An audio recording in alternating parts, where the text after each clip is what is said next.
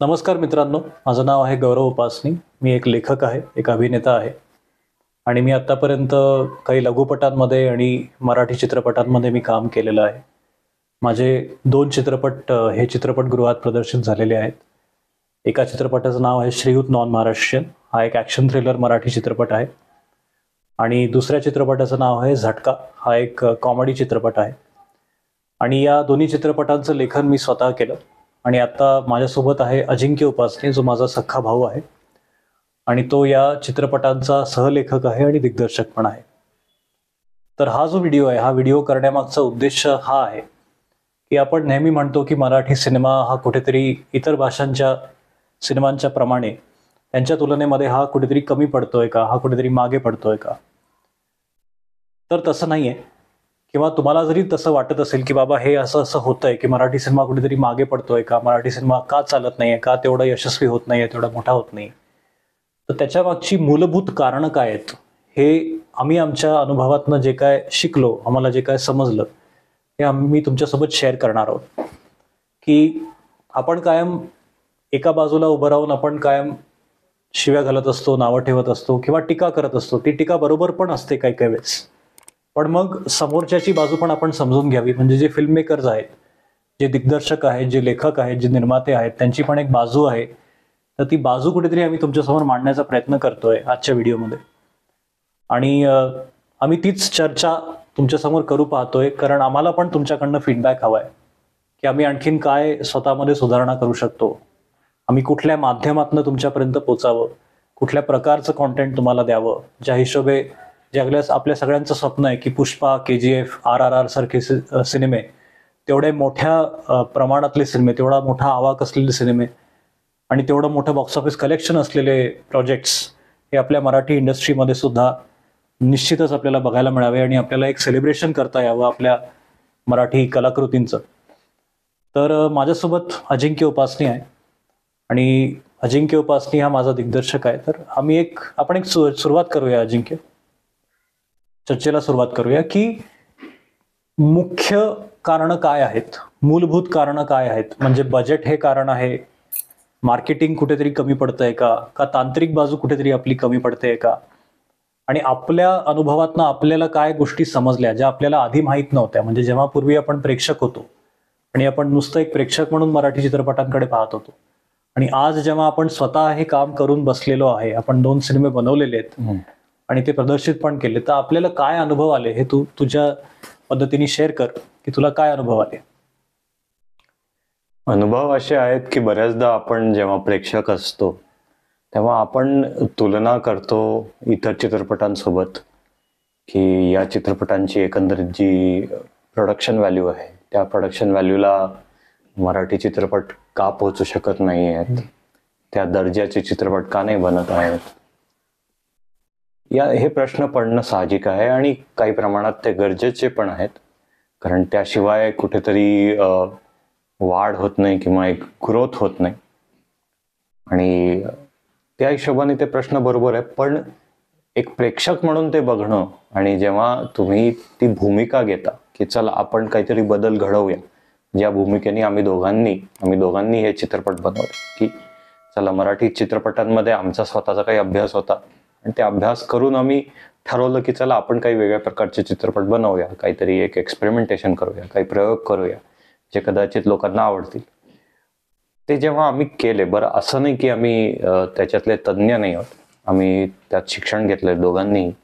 गौरवनी journalism शिकलाय गौरव, आणि मी mass communication शिकलो. आम्ही दोघंही याच्यात सुशिक्षित माणसं आहोत.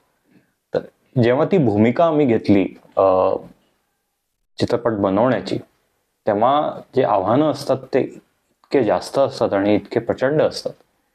आणि सर्वात मोठं आव्हान जे असतं ते हे असतं की तुम्हाला प्रोड्युसर मिळत नाही, कारण एखादी इंडस्ट्री जी आहे जी त्या प्रमाणात जर रिटर्न्स देत नाहीये तर मग त्याच्यात कुठलाही व्यावसायिक माणूस गुंतवणूक करायला तयार नसतो.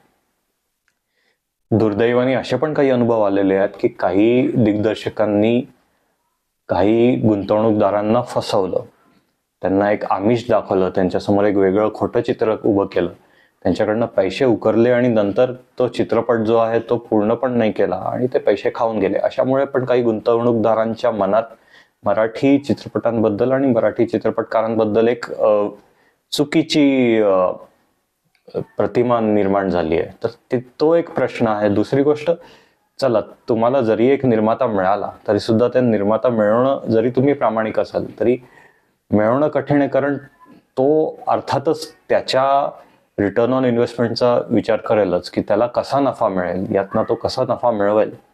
आणि जो सुजाण गुंतवणूकदार आहे, ज्याचे कान पिळले गेलेले आहेत आधीच, ते नक्कीच घाबरतात. त्यामुळे खूप लोक हे पण म्हणतात की आम्ही जेव्हा दुसरा सिनेमा बनवला तेव्हा आम्ही स्वखर्चानेच बनवला, तेव्हा खूप लोकांनी आम्हाला सांगितलं की तुमचं कौतुक आहे की तुम्ही दुसरा चित्रपट स्वतःच्या निर्मिती संस्थेअंतर्गत बनवला, कारण लोक बनवतच नाही. आणि त्याचं साधं कारण हेच आहे की त्या प्रमाणात रिटर्न्स मिळत नाही. याच मुद्द्यावर मला थोडंसं बोलायला आवडेल. म्हणजे मला असं वाटतं की खूप जास्त प्रमाणात करप्शन होत आहे. काही लोक जे या इंडस्ट्रीमधले जाणकार नाही आहेत त्यांच्याकडनं पैसे घेण्यात येतात आणि मग त्यांना त्या प्रकारचा प्रोडक्ट त्यांना मिळत नाही, प्रोड्युसर्सला त्या प्रकारचा सिनेमा मिळत नाही ज्याची त्यांना अपेक्षा असते. आणि अर्थातच सिनेमाचा दर्जा जर चांगला नसेल तर मग अर्थातच तो पुढे यशस्वी पण होत नाही. पण प्रश्न नुसतं यश मिळणं किंवा अपयश मिळण्याचा नाही आहे. प्रश्न हा आहे की लोक कायम तक्रार करतात की मराठी सिनेमे हे लो बजेट का असतात किंवा मराठी चित्रपट हे दक्षिण भारतीय चित्रपटांच्या तोडीचे का नाही आहेत. म्हणजे त्याच्यामध्ये तेवढा खर्च का नाही आहे, तेवढा लवाजमा का नाही आहे, तेवढा गाजाबाजा का दिसत नाही, किंवा आपण म्हणूया मार्केटिंग कुठेतरी कमी का पडतं.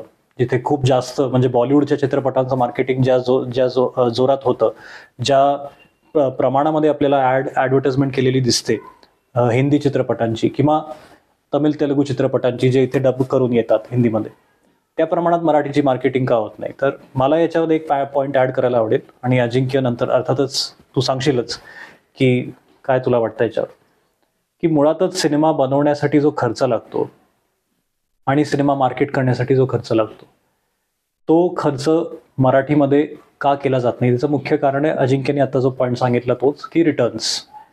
की तुम्ही आज 10 कोटीमध्ये आजच्या काळामध्ये हिंदी चित्रपट बनणार नाही, पण 10 कोटी कदाचित मराठी चित्रपटावर लावणं हे चुकीचं ठरलं नसतं जर 10 कोटी रिटर्न येण्याची अपेक्षा असते. की चला आपल्याकडे 10 कोटी रुपये आपण आज लावलेले आहेत आणि 10 कोटी रुपये किमान आपले पैसे वसूल होणार आहेत, किमान निम्मे पैसे वसूल होणार आहेत, किंवा जेवढे लावलेत तेवढे वसूल होणार आहेत, याची शाश्वती आजही मराठी निर्मात्यांना नाही आहे. कारण बरेच OTT प्लॅटफॉर्म जे आहेत ते मराठी चित्रपट निश्चित घेतात, पण नुसत्या OTTनी आपला खर्च निघत नाही, नुसत्या टेलिव्हिजनमधनं आपला खर्च निघत नाही. कारण सिनेमा बनवणं मुळातच ही खूप एक्सपेन्सिव्ह गोष्ट आहे, खूप महागडं काम आहे हे. याच्यामध्ये भरपूर खर्च होतो आणि जितका मोठा सिनेमा तुम्ही बनवता, जितका ग्रँड सिनेमा तुम्ही बनवता, तितका अर्थातच जास्त खर्च होतो. त्यामुळे कुठेतरी कायमच एक छोटं मार्केट असल्यामुळे आणि बॉलिवूडसोबत आणि इतर भाषेतल्या सिनेमांबरोबर स्पर्धा असल्यामुळे कायमच एक भीती असते की आपण जे पैसे लावलेत ते पैसे आपले रिटर्न येणार आहेत का. म्हणूनच कमी पैसे लावण्यात येतात, म्हणूनच अशा कथा निवडण्यात येतात ज्या कथा आधी चाललेल्या आहेत, आधीपासून ट्रेडिशनली ज्या प्रकारच्या कथांना यश मिळालं आहे तशाच प्रकारच्या कथांना पुन्हा पुन्हा आपल्याला दाखवण्यात येतात. कारण लोकांना एक सेफ्टी वाटते की चला अशा प्रकारचं काहीतरी मराठीमध्ये आधी चाललेलं आहे आणि एकदमच काहीतरी वेगळं तुम्ही जर करायला गेलात तर कदाचित ते यशस्वी होणार नाही. तर नुसती कला नाही आहे, ही एक व्यावसायिक बाजू आहे जी मला इथे सांगायची इच्छा आहे. जर तुम्ही मार्केटिंग बद्दल बोलायचं झालं तर विषय असा आहे की त्याच्यात खूप गोष्टी आहेत. आता आमचे जर वैयक्तिक अनुभव आम्ही सांगितले तर आता कसं झालंय की जर तुम्ही मुंबई पुणे शहरात बघितलं, विशेष करून मुंबईमध्ये बराचसा जो तरुण प्रेक्षक आहे किंवा तरुण वर्ग जो आहे, मराठी वर्ग, तो मराठी मीडियाला तेवढा फॉलो करत नाही डिजिटलमध्ये. म्हणजे जे अपर मिडल क्लास म्हणता येईल आपल्याला किंवा त्याच्यावरचे जे एलिट क्लास आहेत ते इंग्लिश मीडियाला जास्त फॉलो करतात, त्याच्यानंतर हिंदी मीडियाला जास्त फॉलो करतात, पण ते त्या प्रमाणात मराठी मीडियाला आणि जेव्हा मी मीडिया हा शब्द वापरतो तेव्हा हे सर्व प्रकारच्या मीडियाबद्दल मी बोलतोय, की डिजिटल असो, प्रिंट असो. तर या सर्व प्रकारच्या मीडियाजला तेवढा तो फॉलो करत नाही. त्यामुळे बरंचसं जे आपलं प्रमोशन होतं मराठी चित्रपटांचं, ते चित्रपटांचं प्रमोशन आपण मराठी मीडिया मार्फत करतो, पण त्याच्यात आपण सर्व प्रेक्षकांपर्यंत नाही पोचतायत आपल्याला. हा एक मोठा प्रश्न आहे. दुसरी गोष्ट अशी झाली आहे की फसगत होते. आमचे वैयक्तिक काही अनुभव असे पण आहेत की जेव्हा नवीन नवीन आम्ही आलो होतो, आम्हाला झटकाच्या वेळेस असे काही अनुभव आले की PR असतात किंवा जे मार्केटिंग करणारी माणसं असतात, ते जे शब्द पाळतात किंवा ते जे शब्द देतात, ते शब्द त्यांना पाळता येत नाही आणि पैसे मिळाल्यानंतर त्यांना त्यांचे शब्द पाळता येत नाही. ते फक्त पैसे काढून घेतात. अशा पण काही अनुभव आलेले आहेत. पुन्हा एक योजना नाही आहे काही. There is no marketing plan. Marketing प्लॅनचा अभाव आहे. आणि जो प्रेक्षक वर्ग आता एकंदरीत, जसं गौरव मगाशी म्हणाला की प्रेक्षक वर्ग असा होऊन गेलेला आहे कारण आपण पुन्हा पुन्हा अशा लोकांवर सिनेमे बनवतोय, बाकी जे काय ऐतिहासिक व्यक्तिमत्व असतील किंवा ऐतिहासिक कादंबऱ्या असतील, त्याच्यामुळे जो वर्ग आहे तो एकंदरीत जास्त सिनियर किंवा मोठ्या वयोगटाचा आहे. आणि मार्केटिंगचा प्रॉब्लेम असा आहे की सामाजिक माध्यम जे आहेत ते माध्यम जास्ती करून तुम्हाला जास्त तरुण वयोगट हे वापरतात आणि त्यांना या गोष्टी अपील होत नाही कारण त्यांना त्या गोष्टींबद्दल विशेष माहिती नाही आणि त्यांच्या मायबापांकडनं त्या गोष्टींचं कुठेतरी जरी उल्लेख झालेला असेल तरी त्यांचं एकंदरीत एक इंटरेस्ट एरियाज खूप वेगळे आहेत. त्यामुळे तरुण वर्गाला आवडेल असे सिनेमे खूप कमी बनतात आणि तरुण वर्ग जो आहे तो त्याला आता एकंदरीत OTT असो किंवा बाकी इंटरनॅशनल कॉन्टेंटमुळे त्यांच्या अपेक्षा पण खूप वाढल्या आहेत. त्यामुळे तो एक खूप मोठा प्रश्न होऊन बसलाय की एकतर जे कंटेंट बनतंय ते एक वेगळ्या वयोगटाला आवडेल असं बनतंय. त्याच्यासाठी जे माध्यम आहेत त्या माध्यमांतून तुम्ही तरुण लोकांना तेवढं अपील नाही करू शकत आणि तो जो प्रेक्षक वर्ग आहे तो तेवढा चित्रपटगृहांमध्ये जात नाही जितका तरुण वर्ग उत्साहाने चित्रपटगृहांमध्ये जातो. तर मग यंग ऑडियन्सला कुठेतरी आपण अजून टॅप नाही करू शकलोय. आमचा तोच प्रयत्न होता आमच्या दोन्ही चित्रपटांमार्फत की आम्ही तरुण मराठी प्रेक्षकाला कुठेतरी चित्रपटगृहांमध्ये पुन्हा परत आणण्याचा प्रयत्न करत होतो. पण कुठेतरी आम्हाला ही आव्हानं आली आहेत की त्यांचा जो इंटरेस्ट एरिया आहे आणि त्यांचे जे शेवटी अल्गोरिदम असतं, सर्व सोशल मीडियामध्ये जर एखाद्या व्यक्ती इंग्लिश कंटेंट जास्त बघत असेल, जरी तो मूळतः मराठी असेल तरी सुद्धा त्याला YouTube किंवा हे सर्व गोष्टी त्याच प्रकारचे कंटेंट सजेस्ट करणार. जर तो मराठी बघत असेल तर त्याला मराठी कंटेंट सजेस्ट करणार. तर तशाच प्रकारच्या गोष्टी आहेत की एकंदरीत ज्या प्रकारचं कंटेंट सजेस्ट केलं जातं, जर तुम्ही मराठी बघतच नसाल मूळतः तर तुम्ही सोशल मीडियावर कितीही का ऍड करेना, तुमचा प्रेक्षक वर्ग ते अल्गोरिदमनी डिफाईन करून टाकलाय. नाही, महत्वाचं याच्यात हे आहे जे मला पर्सनली वाटतं, हे तर आहेत अर्थात इंग्लिश मीडियाचं कन्झम्पशन किंवा हिंदी मीडियाकडे जास्त कल असणं हा एक महत्वाचा मुद्दा आहेच. पण अजून एक महत्वाचा मुद्दा जो मला इथे मांडावासा वाटतोय की कुठल्याही कलाकाराबद्दल, मला कोणाचं नाव घेण्याची इच्छा नाही, पण कुठल्याही कलाकाराबद्दल जेव्हा एक आपुलकी असते, तुम्हाला एक प्रेम असतं, मग तो दक्षिण भारतातला असेल, तो हॉलिवूडचा कलाकार असेल, तो हिंदी फिल्म इंडस्ट्रीमधला कलाकार असेल, जर तो तुमचा आवडता कलाकार आहे तर तुम्ही तो चित्रपट प्रथम दिवशी जाऊन पहिल्या दुसऱ्या शोमध्ये जाऊन तुम्ही तो बघता आणि तुम्ही चित्रपटगृहातच बघता. म्हणजे मल्टिप्लेक्समध्ये जाता, मग तुम्ही तिकिटाची प्राइस किती आहे हा विचार करत नाही, सुट्टीचा दिवस आहे का, गर्दी किती असेल, पॉपकॉर्नची किंमत किती आहे, या गोष्टींचा आपण विचार करत नाही. पण कुठेतरी असं होतंय का की आपल्याच राज्यामध्ये आपण आपल्याच मायबोलीशी कुठेतरी अप्रामाणिक आहोत का? म्हणजे सांगण्यामागचा उद्देश असा आहे की आपण आपल्याच कलाकारांना, जे मराठीमधले खूप उत्कृष्ट कलाकार आहेत, जे खूप चांगले अभिनेते आहेत किंवा जे दिसायला पण देखणे आहेत, अशा कलाकारांना आपण कारण नसताना आपण त्यांना OTTवरच पाहण्याची एक आपल्याला सवय लागली आहे का? की आता OTT माध्यमांचा आपण उल्लेख केला की जो तरुण वर्ग आहे, असं नाही की तो मराठी सिनेमा बघतच नाही, पण कदाचित मराठी सिनेमा आपण OTTवरच बघायचा, मराठी सिनेमा आपण YouTubeवरच बघायचा. मराठी सिनेमा तेवढा भव्य दिव्य नाही आहे, मराठी सिनेमा तेवढा महागडा दिसत नाही मोठ्या पडद्यावर. त्यामुळे मग तो मोबाईलमध्येच बघायचा किंवा घरच्या टी व्ही स्क्रीनवरच बघायचा, मोठ्या पडद्यावर पैसे खर्च करून का बघायचं. तर हे कुठेतरी मला असं वाटतं की हा दुजाभाव आपण करतोय का, कळत न कळत करत असू, पण आपण हा करतोय का. कारण जर आपण एखादा साऊथ इंडियन सिनेमा आपण जाऊन बघतो, जो बघायला हरकत नाही, आपण शेवटी भारतीयच आहोत, काय तो काय वेगळा देश नाहीये, हे फक्त वेगवेगळे प्रांत आहेत. पण जर एका वेगळ्या प्रांतातला आलेला महाराष्ट्रात रिलीज झालेला सिनेमा जर आपण एवढ्या उत्साहाने पाहतो, तर आपल्याच भाषेचा सिनेमा आपण का बघू नये. कारण आंध्र प्रदेशमध्ये, तेलंगणामध्ये, तमिळनाडूमध्ये, कर्नाटकामध्ये, केरळामध्ये या 5 साऊथ इंडियन राज्यांमध्ये तुम्हाला हे लक्षात येईल की ते त्यांच्या भाषेतल्या सिनेमांना प्राधान्य देतात आणि ते वाट बघत नाहीत की कधी हा OTTवर येईल आणि मग आम्ही बघू. ते थिएटरमध्येच जाऊन पाहतात. तर कुठेतरी आपलाही हा विचार असायला पाहिजे की जे चांगले चित्रपट आहेत, ज्याच्यामध्ये तुमच्या आवडीचे कलाकार आहेत, ज्याच्यामध्ये तुमच्या आवडीच्या प्रकारच्या गोष्टी आहेत, जे तुम्हाला रोमॅन्स आवडत असेल तर रोमॅन्टिक चित्रपट, कॉमेडी आवडत असेल तर कॉमेडी चित्रपट, ॲक्शन आवडत असेल तर ॲक्शनपट, तर त्या प्रकारच्या चित्रपटांना तरी तुम्ही, जे तुमच्या टेस्टचं आहे त्यांना तुम्ही थिएटरमध्ये जाऊन का बघू नये. आणि जर तुम्ही मोठं केलं तरच ही सृष्टी मोठी होणार, तरच मराठी चित्रपटसृष्टी मोठी होणार, तरच आमच्यासारख्या निर्मात्यांना किंवा बाकी पण जे लोक आता बाहेरून येत आहेत त्यांचं आत्मबळ वाढेल, त्यांचा आत्मविश्वास वाढेल की आता आम्ही सुद्धा KGF सारखं काही देऊ शकतो, आम्ही पण बाहुबली बनवू शकतो. कारण आज आमच्याकडे तेवढे पैसे आहेत. आणि आमच्याकडे सर्वात महत्त्वाचं, पैशांपेक्षा सुद्धा सर्वात जास्त महत्त्वाचं काय की आम्हाला आमच्या चाहत्यांचा पाठिंबा आहे, जे चाहते आमचे सिनेमे बघू शकतात थिएटरमध्ये येऊन. तर हा एक खूप महत्त्वाचा मुद्दा आहे की फॅन फॉलोईंग आपल्याकडे का तशी नसावी, जर आपल्याकडे पण चांगले दिसणारे आणि चांगला अभिनय करणारे कलाकार आहेत. त्याच्या मागचं एक महत्वाचं कारण हे आहे, फॅन फॉलोईंग तसं म्हटलं तर होती, असं नाहीये की नाहीये, पण आपल्याकडे कॉमेडी जॉनर इतकं जास्त प्रकर्षाने गाजलं, म्हणजे जो दबदबा एकंदरीत इंडस्ट्रीमध्ये ज्या प्रकारच्या चित्रपटांमध्ये जे गाजलेले चित्रपट आहेत, अर्थातच अशोक सराफ आणि लक्ष्मीकांत बेर्डेचा तो मराठी सिनेमा समृद्ध केलंय त्यांनी, त्यांच्या अभिनयाने समृद्ध केलंय. पण जेव्हा एखादं जॉनर खूप जास्त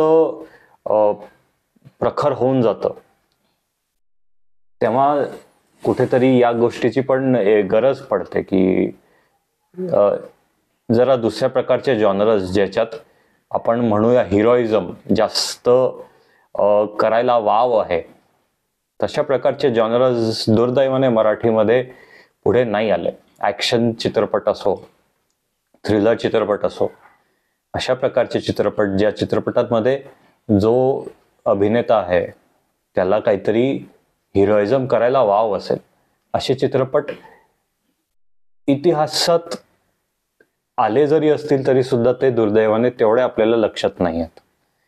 आणि आपल्याला एकंदरीत आपल्याला जो वारसा मिळाला आहे तो कॉमेडी चित्रपटांचा मिळाला आहे, जो एक सुवर्ण वारसा आहे. पण त्याच्यात असं होतं की एका अभिनेत्याची प्रतिमा जी असते, जेव्हा तो कॉमेडी करतो, त्या प्रतिमेत कुठेतरी निर्मात्यांनी पण त्या अभिनेत्याला अडकवून टाकलं.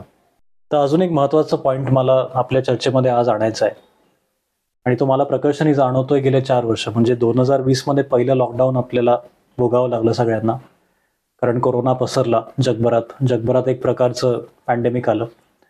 आणि पॅन्डेमिकमुळे आपलं बेसिकली काय झालं, आपलं मुळात स्वभावच बदलला की आपल्याकडे जी एक संस्कृती होती की चित्रपटगृहात जायचं, मल्टिप्लेक्समध्ये जाऊन सिनेमा बघायचा किंवा टेलिव्हिजनवर TV शोज बघायचे, तर मध्ये काहीतरी वेगळं माध्यम असतं हे आपल्याला माहीतच नव्हतं. आणि ते माध्यम आलं OTT प्लॅटफॉर्म्सच्या रूपामध्ये. विशेष करून भारतामध्ये OTT प्लॅटफॉर्म्सची क्रेज, त्यांचा एक वेगळं OTT व्ह्यूइंग कल्चर ज्याला आपण म्हणतो, ते 2020 नंतर सुरू झालं लॉकडाऊनमुळे. आणि गेले 4 वर्ष आपण हे पाहतोय की जे मराठी चित्रपट काही प्रमाणात नक्कीच थिएटरमध्ये लोक जायचे आणि गर्दी करायचे मराठी चित्रपटांना बघायला, लॉकडाऊन नंतर, पहिल्या आणि दुसऱ्या लॉकडाऊन नंतर, आज कोविडचं एवढं काही त्रास नाही आहे तरी पण लोकांना एक सवय पडलेली आहे मराठी चित्रपट OTTवर पाहण्याची.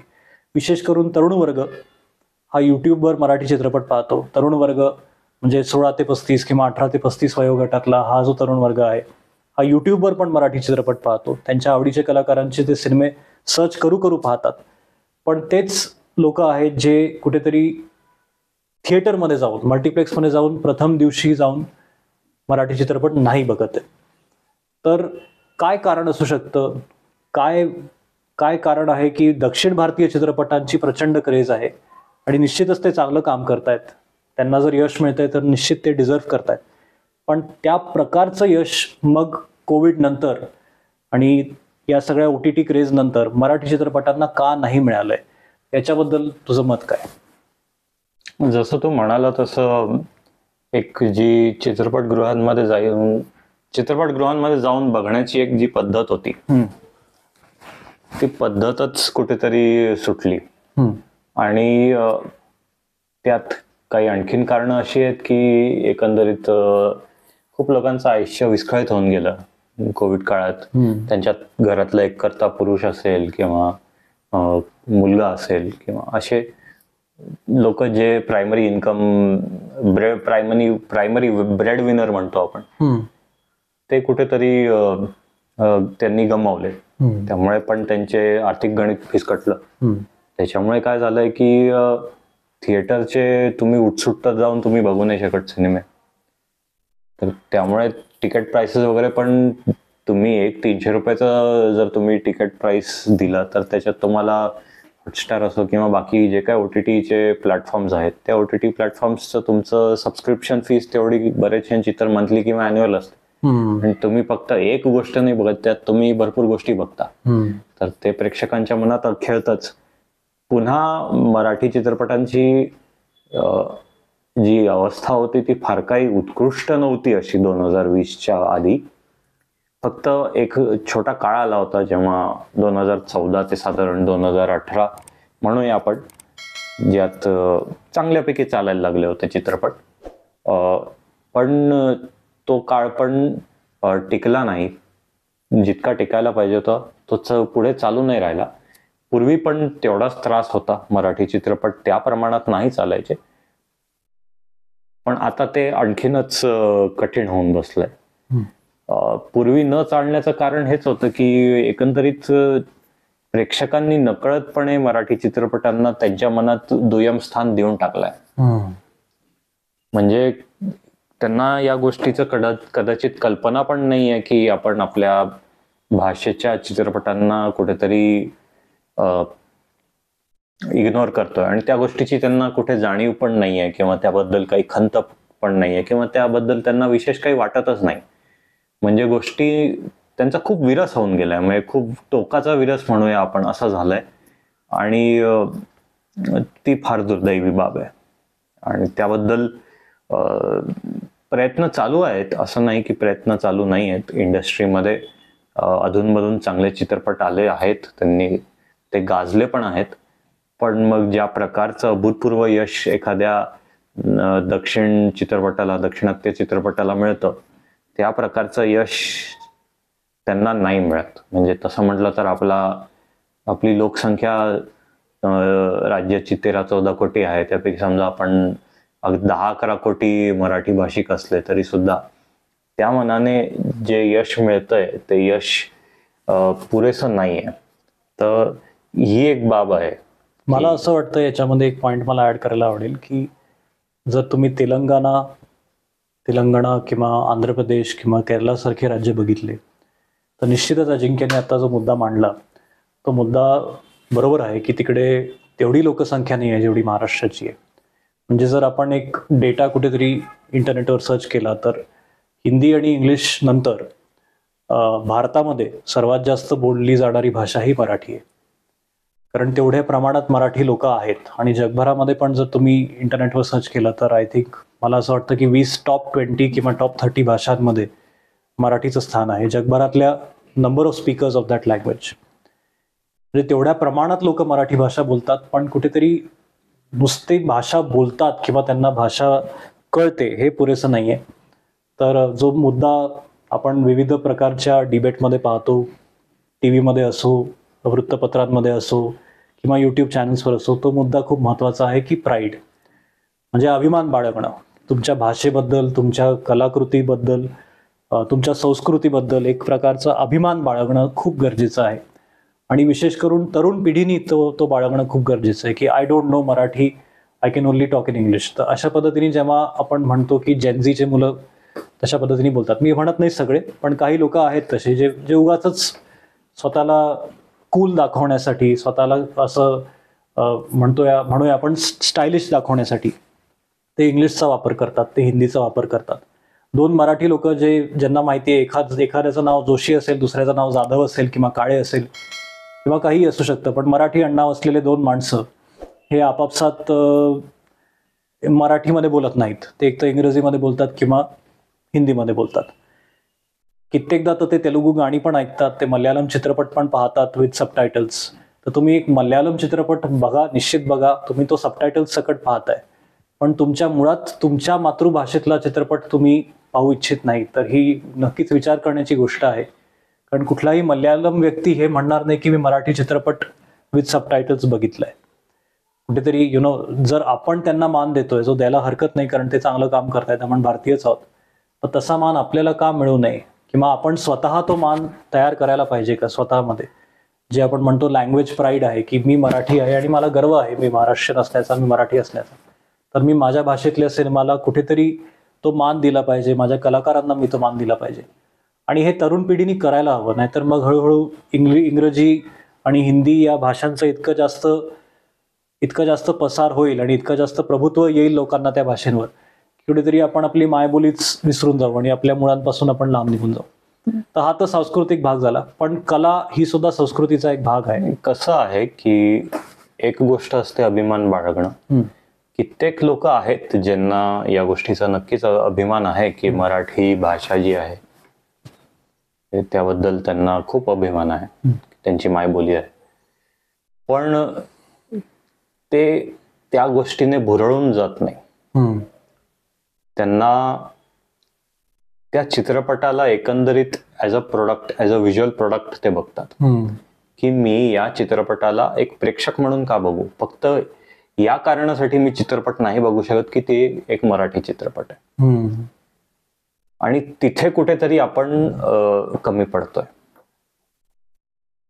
की प्रेक्षक जो आहे तो प्रेक्षक, त्याला तो असं नाहीये की त्याला मराठी चित्रपटांबद्दल काही मुद्दामून तो करत असेल.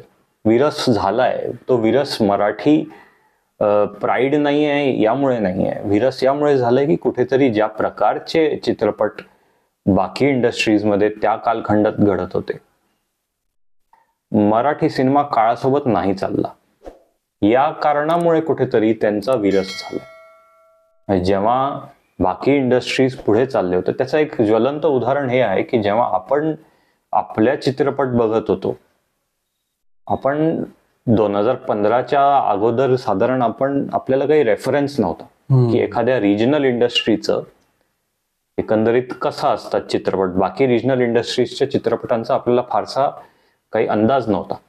पण 2015-16 मध्ये जेव्हा युट्यूबवर किंवा सॅटेलाइटवर विविध चित्रपट यायला लागले हिंदी डब होऊन, तेव्हा कुठेतरी आपले डोळे उघडले की एक रिजनल सिनेमा असून सुद्धा, तेलुगू असो, तामिळ असो, मल्याळम असो, हे रिजनल सिनेमा असून सुद्धा हे हिंदीच्या तोडीचं काम करत आहेत.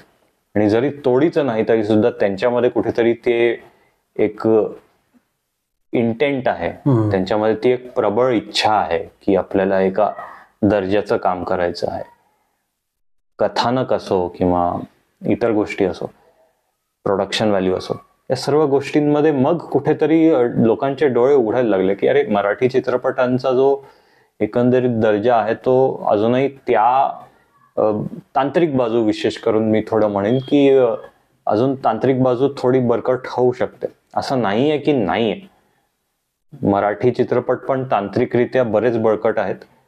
पण मग कुठेतरी असं वाटलं की त्यांच्याकडे पण असे फार काही वेड्यासारखे बजेट्स नाही आहेत, पण तरीही त्याच बजेट्समध्ये त्यांनी ज्या प्रकारे त्यांचे कथा मांडल्या, त्यांचं एकंदरीत शूटिंग स्टाईल असो किंवा एक सादरीकरण असो, या सर्व गोष्टींचं त्यांनी, त्या गोष्टी आपण आपल्या मीन्समध्ये का नाही करू शकत, हा प्रश्न प्रेक्षक म्हणून प्रेक्षकाला पडणं नक्कीच साहजिक आहे. आता आपण जर एक इंडिपेंडेंट फिल्म मेकर म्हणून, कारण आम्ही इंडिपेंडेंट फिल्म मेकर्स आहोत आणि आम्ही स्वतःच्याच निर्मिती संस्थेमधनं आम्ही आमचे 2 चित्रपट आम्ही तयार केले आणि आम्हाला एक पर्सनल अनुभव असा आला, अजिंक्यने आता जो मुद्दा मांडला, की लोकांना आम्ही केलेलं काम निश्चित आवडलं. आम्हाला भरपूर पॉझिटिव्ह कमेंट्स आले. आम्हाला यूट्यूबवर पण जवळपास 3 लाखाच्या आसपास आम्हाला व्ह्यूज आले 2 सिनेमांना मिळून. आणि आम्ही या अगोदर पण काही लघुपट केले होते, त्यांना पण आम्हाला चांगला प्रतिसाद आला होता.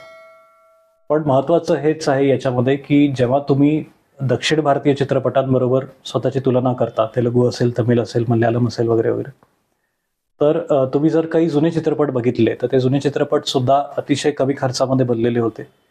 ते अतिशय मी म्हणणार नाही वाईट होते, पण त्या काळात ते साधेच होते. आज आपण जे दक्षिण भारतीय सिनेमा बघतोय, तो सिनेमा तेवढा प्रगल्भ होण्यासाठी, तेवढा आर्थिकरित्या बळकट होण्यासाठी त्यांच्या लोकांनी, म्हणजे त्यांच्या प्रेक्षकांनी त्यांना खूप हातभार लावलेला आहे. नक्कीच. म्हणजे आज एखादा कलाकार मोठा का होतो, एखादा कलाकार स्टार का होतो, जो एक नवीन ऍक्टर येतो इंडस्ट्रीमध्ये, तो स्टार का होतो? कारण त्याच्या सिनेमांना तिकीट खिडकीवर त्या प्रकारचा प्रतिसाद मिळतो. आणि मग कुठेतरी जे निर्माते असतात, जे दिग्दर्शक असतात, त्यांना पण कुठेतरी एक आश्वासन असतं, की या अमुक व्यक्तीचं एक फॅन फॉलोईंग आहे, याचे काही चाहते आहेत जे याचा चित्रपट धरतायत, म्हणजे याचा चित्रपट डोक्यावर घेत आहेत. म्हणजे मग आपण ह्याच्यावर पैसे लावायला काही हरकत नाहीये. म्हणजे आपण एखाद्या माणसावर जर 100 रुपये लावत असू तर ते 100 रुपये आपले बुडणार नाहीत, निश्चित वसूल होतील. किंवा त्याच्यातले अगदी फ्लॉप झाला चित्रपट तरी सुद्धा त्याच्यातले निम्मे तरी वसूल होतील. तर यालाच आपण स्टार म्हणतो, ज्याला एक फॅन फॉलोईंग असते, एक मिनिमम गॅरंटी असते, की या व्यक्तीच्या चित्रपटांना एक अशा टाईपचा प्रतिसाद तर निश्चित मिळतो. आणि जर आणखीन चांगला प्रतिसाद मिळाला तर तो ब्लॉकबस्टर पण होऊ शकतो. तर तशा प्रकारचा पाठिंबा कुठेतरी आपल्या कलाकारांना किंवा आपल्या दिग्दर्शकांना तेव्हाच मिळतो जेव्हा ते हिंदीमध्ये काम करतात, जेव्हा ते हिंदीमधल्या कलाकारांबरोबर काम करतात, मोठ्या कलाकारांबरोबर काम करतात, हिंदी चित्रपट बनवतात, किंवा त्यांनी हिंदी चित्रपट जर अभिनेता म्हणून केला आणि त्याच्यात त्यांची प्रमुख भूमिका असेल किंवा खूप महत्त्वाची भूमिका असेल, तर लोकांना अभिमान वाटतो की चला हिंदी चित्रपटामध्ये काम केलं. पण ही मानसिकता दक्षिण भारतात नाहीये. दक्षिण भारतीय चित्रपटांमध्ये जर तुम्ही नीट बघितलं तर ते म्हणतात की आम्ही आमच्याच भाषेत काम करू. म्हणजे उदाहरण द्यायचं झालं तर एक खूप मोठे सुपरस्टार आहेत तेलुगूमधले मिस्टर महेश बाबू, ज्यांनी एक वाक्य म्हटलं होतं, ज्याचं त्या वाक्याची खूप चर्चा झाली होती, की मला माझ्याच भाषेत काम करायचं अँड बॉलिवूड कांट अफोर्ड मी. तर त्याच्या मागचा हेतू हा मला तरी असं वाटतं चुकीचा नव्हता. त्याच्या मागचा हेतू हा होता की मला माझ्या भाषेतच जर बरंच काही मिळतंय तर मग मला हिंदी इंडस्ट्रीमध्ये काम करण्याची काय गरज आहे. कारण जो मान त्या भाषेत त्या व्यक्तीला मिळतोय, जो मान मिळतोय, जी प्रतिष्ठा मिळते, आर्थिकरित्या त्या व्यक्तीला भरपूर काही मिळतंय आणि ती व्यक्ती संपन्न आहे, स्वतःच्या भाषेमध्ये काम करून सुद्धा ती संपन्न आहे सगळ्याच बाबतीत. म्हणजे सक्सेस आहे, प्रसिद्धी आहे, पैसा आहे, सगळंच आहे. तर अशा परिस्थितीमध्ये मग त्या व्यक्तीला दुसऱ्या भाषेत काम करण्याची गरज का भासावी? तर या निमित्ताने हेच आपल्याला शिकायचं आहे, की जर त्यांच्याकडे एक सुपरस्टार होऊ शकतो अल्लू अर्जुन सारखा किंवा महेश बाबू सारखा, जो त्याच्याच भाषेत काम करून एवढा प्रसिद्ध होतोय आणि त्याचे चित्रपट हिंदीमध्ये डब करून येत आहेत, तर आज तसं आपण आपल्या भाषेतल्या कलाकारांना का सपोर्ट करू नये? किंवा मी म्हणेन कलाकारांपेक्षा सुद्धा जास्त आपण आपल्या भाषेतल्या दिग्दर्शकांना का सपोर्ट करू नये, निर्मात्यांना का सपोर्ट करू नये? कारण पर्सनल एक्सपिरियन्स जो माझा स्वतःचा अनुभव आहे, की माझा चित्रपट झटका जेव्हा यूट्यूबवर प्रदर्शित झाला तेव्हा त्याला भरपूर व्ह्यूअरशिप मिळाली, त्याला शेअर्स मिळाले, 3000 पेक्षा जास्त शेअर्स मिळाले. त्याचं प्रचंड कौतुक करण्यात आलं, की पहिली ब्लॅक कॉमेडी मराठीमधली आम्ही बनवली होती 2022 मध्ये झटका. आणि त्यानंतर बरेच तशा टाईपचे चित्रपट आले जे पण उत्कृष्ट होते. तसंच आम्ही एक पहिला मराठी चित्रपट बनवला श्रीयुत नॉन महाराष्ट्रीयन, जो नोकरी घोटाळ्यांवरती, म्हणजे एक प्रकारचा वेगळाच विषय आम्ही निवडला होता. सायबर क्राईम म्हणूया किंवा जॉब स्कॅम्स म्हणूया, तर या गोष्टींवर एक थ्रिलर चित्रपट, एक थरारक चित्रपट मी बनवला होता, श्रीयुत नॉन महाराष्ट्रीयन. त्याच्यावर पण मराठी प्राईडवरती एक भाष्य केलं होतं. तर त्या चित्रपटाला पण खूप चांगला प्रतिसाद मिळतोय आज यूट्यूबवर, खूप पॉझिटिव्ह कमेंट्स मिळत आहेत. पण आम्ही एवढं निश्चित म्हणू की आम्हाला अजून अपेक्षा होती, जेव्हा आम्ही हा चित्रपटगृहात आम्ही प्रदर्शित केला तेव्हा आम्हाला अजून अपेक्षा होती की आणखीन मोठ्या संख्येमध्ये लोक येऊन बघतील. आणि कुठेतरी नक्कीच एक मराठी कलाकार म्हणून वाईट वाटतं की आपल्याच प्रांतात येऊन कुठेतरी इतर भाषेतल्या चित्रपटांची एवढी एवढी क्रेज आहे, पण मग तेवढं प्रेम जर त्यांना मिळू शकतं तर तेवढं प्रेम आणि तेवढा सपोर्ट मग आपल्याच भाषेतल्या लोकांनी आपल्याच भाषेतल्या चित्रपटांना का देऊ नये. याच्यावरच मला एक गोष्ट सांगायची आहे की जसं मगाशी हा म्हणाला की तिथल्या प्रेक्षकांनी तिथल्या कलाकारांना पाठिंबा दिला जेव्हा ते सुद्धा कुठेतरी झुंजत होते किंवा त्यांच्या पण इंडस्ट्री तेवढी मोठी नव्हती, तेव्हा प्रेक्षकांनी त्यांना त्या प्रकारचा प्रतिसाद दिला. आपल्याकडे त्या प्रकारचा प्रतिसाद मिळत नाही. आता ही गोष्ट मी मान्य करतो नक्कीच की प्रेक्षकांचा विरस झालाय मराठीमध्ये, निश्चित झालाय. खूप वर्ष किंवा खूप दशक झाले कुठेतरी एक अपेक्षा भंग झाल्यामुळे कदाचित त्यांचा विरस झाला आहे.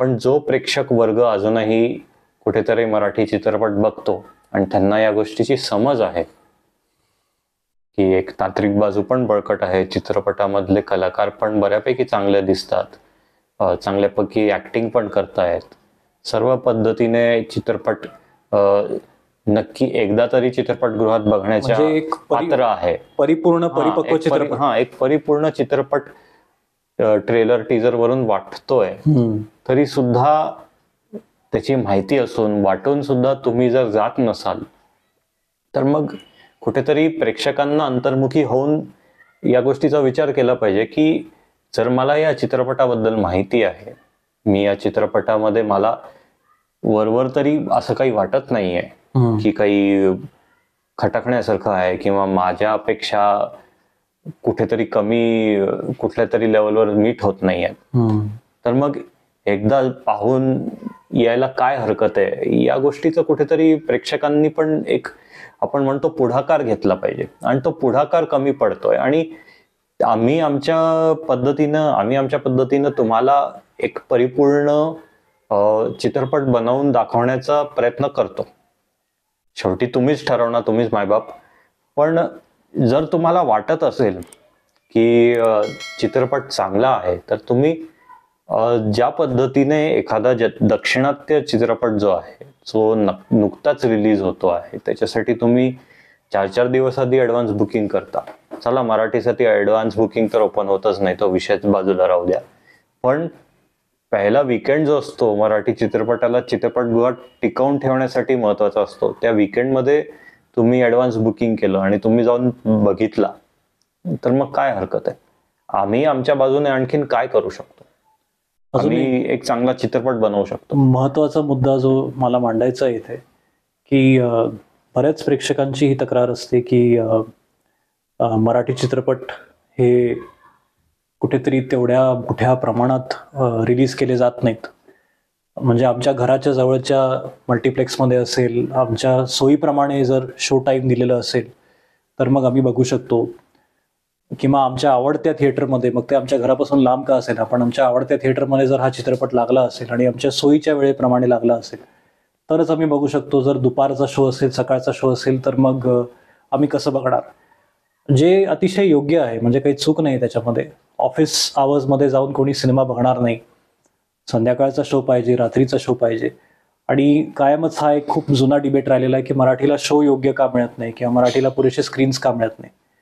तर हा मुद्दा का राहतो याचं मुख्य कारण हे आहे की आता अजिंक्य म्हणाला तसं ॲडव्हान्स बुकिंग नसते. ॲडव्हान्स बुकिंग नसल्यामुळे मग कुठेतरी आजूबाजूला जर मोठे चित्रपट, हिंदीचे चित्रपट असतील, हॉलिवूडचे असतील, मोठे चित्रपट असले की त्यांना जास्त शोज देण्यात येतात कारण त्यांना ॲडव्हान्स बुकिंग मिळते, त्यांना पहिल्या दिवशीच रिस्पॉन्स मिळतो, त्यांना ट्रेलरला पण भरपूर लाईक्स आणि शेअर्स मिळतात. आणि मराठी चित्रपटांची कायम एक अग्निपरीक्षा असते की पहिले 2 दिवस 3 दिवस तो किती चांगला परफॉर्म करतोय. आणि मग कित्येकदा जे मल्टिप्लेक्सेस असतात, आणि पूर्णपणे चूकही नाही आहे त्यांचं, कारण शेवटी हा धंदा आहे, ही नुसती कला नाही आहे, हा एक व्यवसाय आहे, हा बिझनेस आहे. तर ते विचार करतात की पहिल्या 3 दिवसात जर या चित्रपटाने चांगलं प्रदर्शन दाखवलंय तर आपण याचे खेळ वाढवूया, म्हणजे याचे शोज वाढवूया, याला आणखीन चांगले शो टाइम्स देऊया. तर या पद्धतीने मराठी चित्रपटाला कायमच एक अग्निपरीक्षा द्यावी लागते असं म्हणायला हरकत नाही. कारण पहिल्या दिवशी फर्स्ट डे फर्स्ट शो जाऊन मराठी चित्रपट आम्ही पाहणार हा संकल्प जोपर्यंत आपण करत नाही तोपर्यंत आपण मल्टिप्लेक्सेस बरोबर आम्ही नाही भांडू शकत. कारण ते आम्हाला कायम हे म्हणतात की मग तुम्ही काय क्राऊड दिला आम्हाला, तुम्ही किती तिकीट्स विकले. हा, ते तर एक वेगळंच राजकारण आहे किंवा एक खूप वेगळं आव्हान असतं आमच्यासाठी. आम्हाला दोन्ही चित्रपटांमध्ये खूप जास्त त्रास झालाय त्या गोष्टीचा. निष्ठुर आहेत. दुर्दैवाने मला हा शब्द वापरावा लागतोय. डिस्ट्रीब्युटर्स खूप आणि मल्टिप्लेक्स एक्झिबिटर्स खूप निष्ठुर असतात आणि त्यांचा पण कुठेतरी नाईलाज आहे. विशेष करून 2020 नंतर कोविड काळात त्यांना खूप मोठा आर्थिक फटका बसलाय. त्यांचे चित्रपटगृह त्यांना जर चालू ठेवायचे असतील तर मग ते सस्टेन करणं खूप कठीण असतं. साधं इकॉनॉमिक्स असतं. तुम्हाला सांगतो, थिएटरमध्ये प्रोजेक्टर तुम्ही लावता, पुन्हा तुम्हाला लाईट्स लागतात आतमध्ये, AC, एवढ्या मोठ्या थिएटरचं जे AC असतं, एका शोचं सुद्धा त्यांना जर कॉस्ट काढायचं असेल तर ते कॉस्ट काढणं त्यांच्यासाठी कठीण आहे. त्यात सुद्धा मल्टिप्लेक्सेस आणि प्रोड्युसरमध्ये एक पर्सेंटेज शेअर असतो आणि तो पर्सेंटेज शेअरमध्ये समजा 10 तिकीट गेले तर त्यातले त्यांना निम्मे पैसे मिळतात.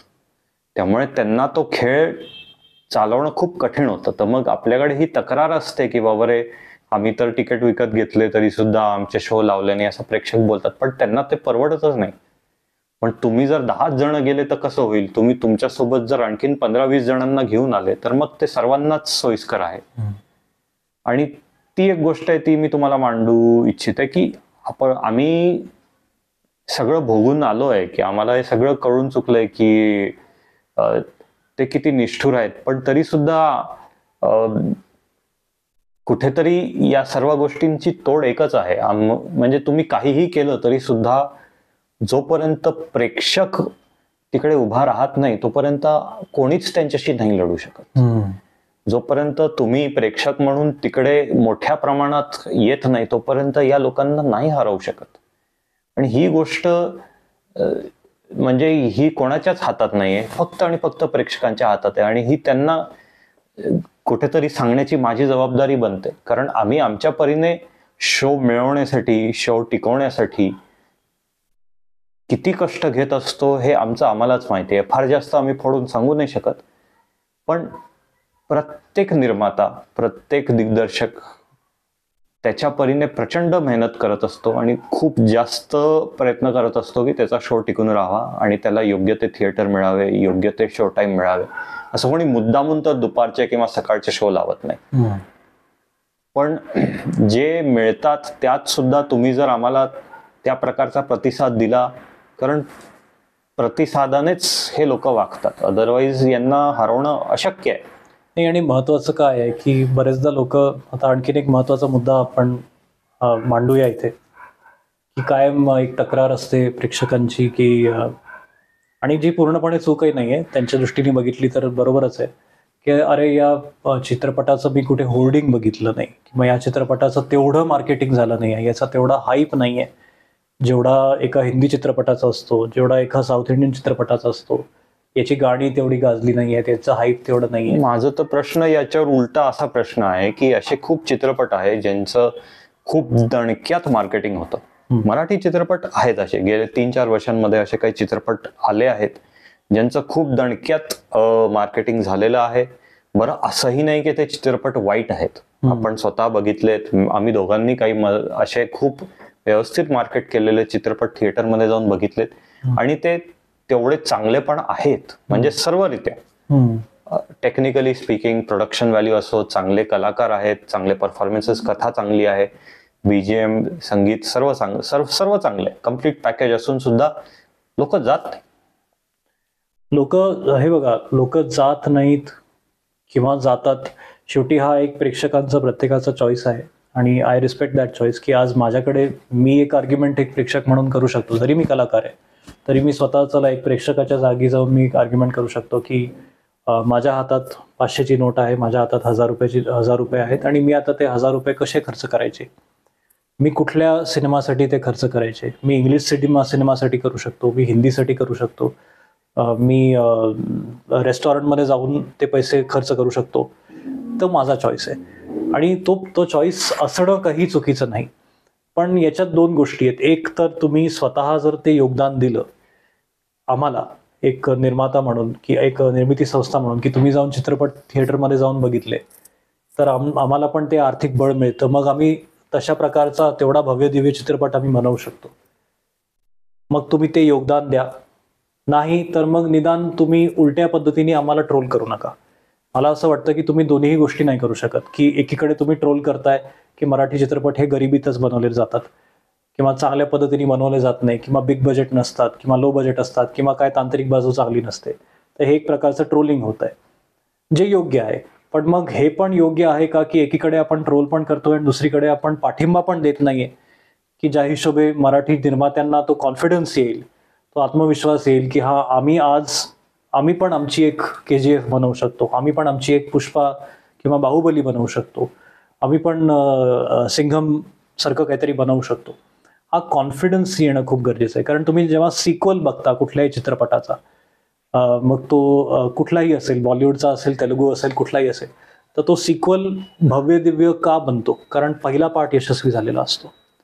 तर पहिल्या पार्टचं बजेट जर का 10 कोटी असेल आणि जर त्या 10 कोटीच्या सिनेमानी 100 कोटीचा बिझनेस केलेला आहे, तर पुढच्या पार्टला प्रोड्युसर स्वतःहून 50 कोटी लावायला तयार होतो. कारण त्याला विश्वास असतो की जर पहिला पार्ट 100 कोटी कमावून गेलाय, तर दुसरा पार्ट कदाचित 200 किंवा 500 कोटी कमावून जाईल. तर या पद्धतीने हे कॅल्क्युलेशन्स केली जातात. आणि अगदी आपण कुठलंही साधं दुकान जरी आपण चालवत असो, तरी त्या दुकानाला आपण, त्या बिझनेसला आपण मोठं करायला, कपड्याचं दुकान असेल, वाण्याचं दुकान असेल, भाजीपाल्याचं दुकान असेल, कुठलाही छोटा मोठा व्यवसाय असेल, त्याच्यामध्ये आपण कायमच कॉस्ट अनालिसिस करत असतो, की कॉस्ट टू बेनिफिट अनालिसिस काय आहे, कॉस्ट किती आहे, त्याच्यासमोर आपल्याला प्रॉफिट किती होणार आहे, लॉस झाला तर आपण लॉस बेअर किती करू शकतो. म्हणजे अगदी स्टॉक मार्केटमध्ये सुद्धा स्टॉप लॉस ही एक कन्सेप्ट असते, की तुमचा शेअर प्राइस तुटायला लागला की तुम्ही शेअर विकून टाकायचा. तर मग त्याच पद्धतीने मराठी फिल्म मेकर विचार करतात, की आपण जर खूप जास्त खर्च केला आणि आपले पैसे नाही आपल्याला परत मिळाले तर मग काय. म्हणूनच सांभाळून खर्च केला जातो. आणि हे एक दुष्टचक्र आहे. हे एक दुष्टचक्र आहे ज्याच्यामध्ये दुर्दैवाने मराठी चित्रपटसृष्टी अडकलेली आहे, की पुरेसा बिझनेस होत नाही म्हणून पैसे लावले जात नाहीत, आणि पैसे लावले जात नाही म्हणून तेवढा भव्य दिव्य चित्रपट बनू शकत नाही, आणि तेवढा भव्य दिव्य चित्रपट बनू शकत नाही म्हणून ट्रोलिंग केलं जातं आणि म्हणून चित्रपट चालत नाही हे कारण दिलं जातं. तर मुळातच कुठेतरी नुसतं ट्रोलिंग करण्यापेक्षा किंवा नुसतं नावं ठेवण्यापेक्षा जे चित्रपट दर्जेदार वाटतायत, जे चित्रपट चांगले वाटतायत, ज्यांचं कथानक चांगलं वाटतंय, ज्यांचा ट्रेलर तुम्हाला आवडतोय, ज्यांचं संगीत तुम्हाला आवडतंय, जे तुमच्यासाठी OTT वरती फर्स्ट चॉईस असणारच आहेत, तुम्ही वाट पाहताय की हा चित्रपट कधी OTT वर येतो माझ्या आवडत्या OTT प्लॅटफॉर्मवर, आणि मी तो पाहतो किंवा पाहते आणि माझ्या फॅमिलीला पण दाखवतो, तर तो चित्रपट जर OTT वर ट्रेंडिंग जाऊ शकतो, तर तो चित्रपट बॉक्स ऑफिसवर ट्रेंडिंग का नाही? तर हा पण एक महत्वाचा मुद्दा आहे. आणि दोन्ही बाजू आहेत. जर काही सुधारणा, एक कलाकार म्हणून जर मला काही सुधारणा करायच्या असतील तर निश्चितच त्या गोष्टी ऐकून घेतल्या पाहिजे, त्या समजून घेतल्या पाहिजे. तो एक फीडबॅक असतो. पण सगळ्या सुधारणा करून सुद्धा, म्हणजे सगळा अभ्यास करून सुद्धा जर एखादा विद्यार्थी एखाद्या परीक्षेमध्ये नापास होत असेल, तर मग कुठेतरी आपण म्हणतो की अरे चीटिंग झालेलं आहे, म्हणजे पेपर कुठेतरी चुकीचा झालेला आहे का, किंवा काहीतरी फाऊल प्ले आहे का. तर तसंच कुठेतरी एक फिलिंग एका चांगल्या कलाकृतीला अपयश मिळताना आम्हाला मिळतं, की आम्ही जर खूप चांगलं काम केलेलं आहे आणि जर ते काम उत्कृष्ट असून त्याचं भरभरून कौतुक होत असून सुद्धा जर ते आर्थिकरित्या यशस्वी नाही झालं, तर आपल्याला असं वाटतं की अरे एवढा अभ्यास करून सुद्धा मी परीक्षेतला नापास विद्यार्थी कसा झालो. तर हा एक खूप सिरियस मुद्दा आहे. आणि दुसरी गोष्ट याबद्दल मी सांगेन की प्रेक्षकांना मला हे सांगायचं आहे की बऱ्याचदा कसं होतं, आपण पॅकेजिंगला जरा जास्तच महत्व देतोय. अर्थातच सादरीकरण, एकंदरीत चित्रीकरण, पार्श्वसंगीत हे सर्व गोष्टी खूप महत्वाचे घटक आहेत एका चित्रपटाचे. पण असे सिनेमा, म्हणजे असे कित्येक हिंदी सिनेमे आहेत ज्यांचं या सर्व बाजू बळकट असून सुद्धा आपण जेव्हा ते चित्रपटगृहात बघितलेत तेव्हा तुम्हाला विशेष अपेक्षा भंग झालेत, आणि त्यासमोर तुम्हाला मराठीत तसे अपेक्षा भंग नाही होत. जर एखाद्या चित्रपटाची तांत्रिक बाजू बळकट आहे आणि त्याच्या इतर एकंदरीत सादरीकरण चांगलं आहे. तर माझ्या अनुभवामध्ये तरी आतापर्यंत असे चित्रपट खूप कमी आहेत, जवळजवळ नाहीच आहेत, जे तुमचा अपेक्षा भंग करतील.